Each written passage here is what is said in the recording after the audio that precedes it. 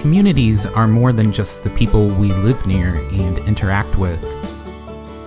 There are 7.5 billion people on this planet, and at most, we're probably only going to ever meet a few tens of thousands of them face to face.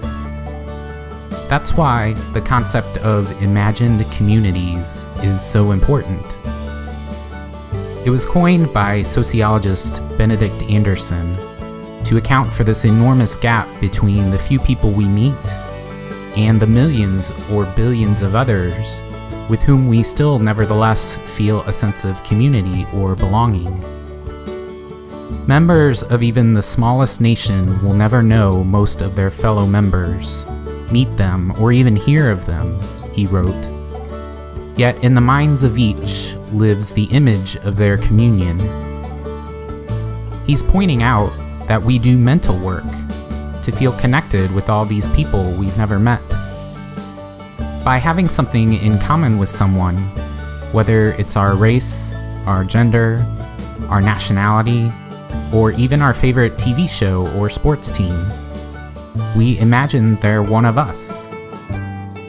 We imagine we share common traits, common values, and have had similar experiences. It's a pretty arbitrary, baseless, and air-riddled process when you think about it. There are many ways we're similar or different from each other.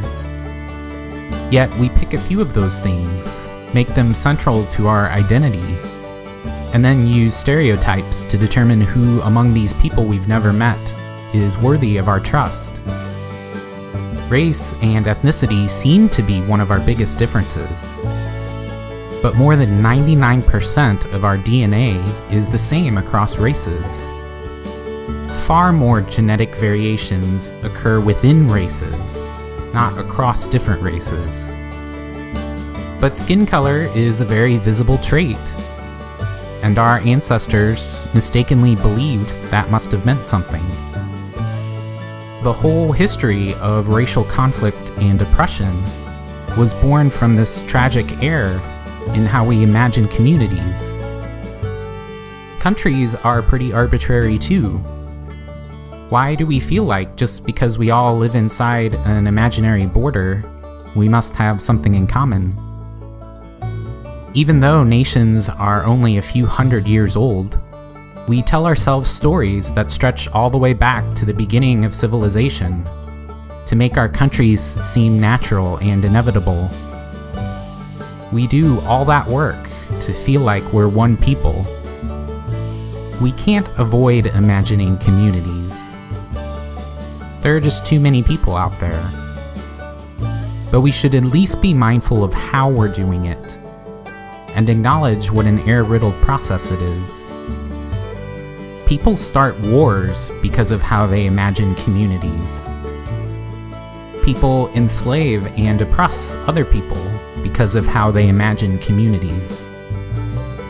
Here in the US, the way we imagine half the country as arrogant liberal elites and the other half as backward, bigoted conservatives has put our democracy in jeopardy. Think about how you imagine communities.